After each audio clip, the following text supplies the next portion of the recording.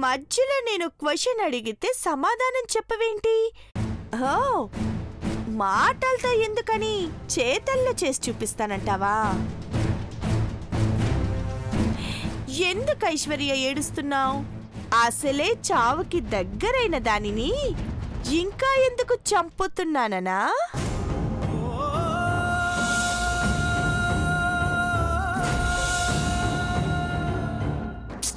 ఏం చేయను చెప్పు? గెలవాలంటే ఎవరో ఒకరిని పావుగా వాడుకోవాలి కదా.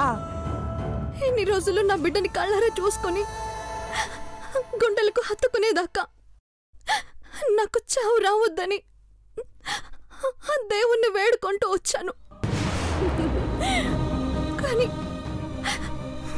కానీ ఈ క్షణం నుంచి త్వరగా తీసుకెళ్ళిపోను వేడుకుంటాను.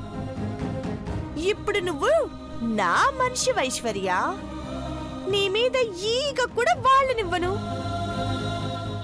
ఇక నీ దగ్గరికి చావునెలా రానిస్తాను?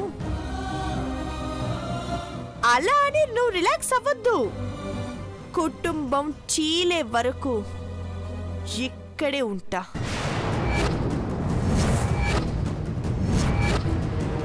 మీ వాళ్ళే చెప్పారు కదా, నేను ఇక్కడ ఉంటే పక్కలో పాముని పెట్టుకున్నట్టే అని.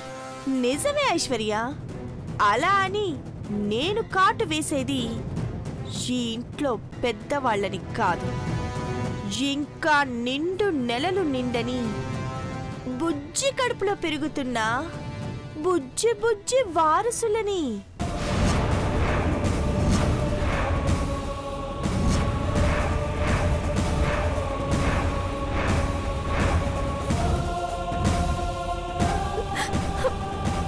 మమ్మల్ని వేధిస్తున్నావు సరే, చిన్నపిల్లలు ఏం చేశారు నిన్ను?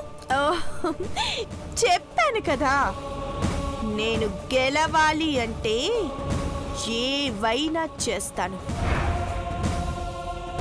నువ్వు ఎంత త్వరగా మహిని ఇంటి నుండి తీసుకెళ్తే ఈ ఇంటి వారసులకి అంత మంచిది.